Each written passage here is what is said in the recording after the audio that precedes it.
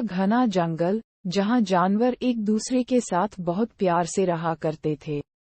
उस जंगल के बीच एक बहुत सुंदर और बड़ा तालाब था। उस तालाब में एक मगरमच्छ रहता था। तालाब के चारों ओर बहुत सारे फलों के पेड़ लगे हुए थे। उनमें से एक पेड़ पर बंदर रहता था। बंदर और मगरमच्छ एक दूसरे के बहुत अच्छे दोस्त थे। बंदर पेड़ से मीठे और स्वादिष्ट फल खाता था और साथ ही अपने दोस्त मगर को भी देता था।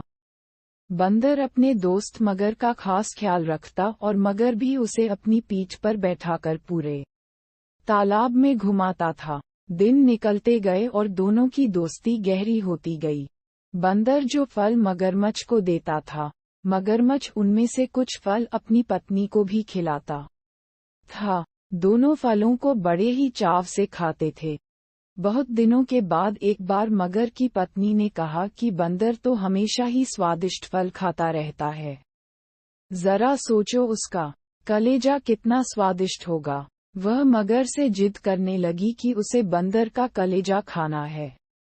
मगर ने उसे समझाने की कोशिश की, लेकिन उसने नहीं माना और वो मगर से रूठ गई। अब मगर को न चाहते हुए भी हाँ बोलना पड़ा।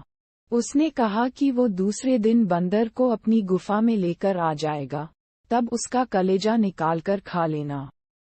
इसके बाद मगर की पत्नी मान गई। हर दिन की तरह स्वादिष्ट फलों के साथ बंदर मगर का इंतजार करने लगा। कुछ ही देर में मगर भी आ गया और दोनों ने मिलकर फल खाए।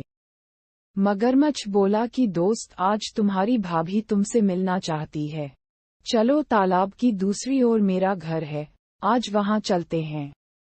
बंदर झट से मान गया और उछलकर मगर की पीठ पर बैठ गया। मगर उसे लेकर अपनी गुफा की ओर बढ़ने लगा।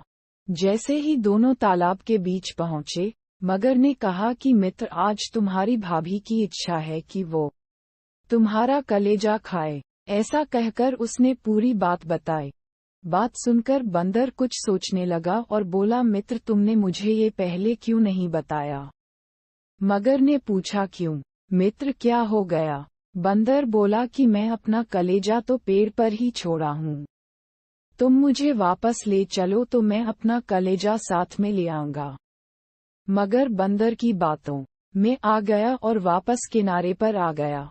वो दोनों जैसे ही किनारे पर पहुंचे, बंदर झट से पेड़ पर चढ़ गया और बोला कि मूर्ख, तुझे पता नहीं कि कलेजा हमारे अंदर ही होता है। मैं हमेशा ही तुम्हारा भला सोचता रहा और तुम मुझे ही खाने चले थे। कैसी मित्रता है ये तुम्हारी, चले जाओ यहाँ से। मगर अपनी करनी पर बहुत शर्मिंदा हुआ और उसने बंदर से माफी मांगी, लेकिन अब बंदर उसकी बातों में नहीं आने वाला था। कहानी से सीख। इस कहानी से हमें ये सीख मिलती है कि संकट के समय हमें घबराना नहीं चाहिए। मुसीबत के समय अपनी बुद्धि का उपयोग कर उसे दूर करने का उपाय सोचना चाहिए।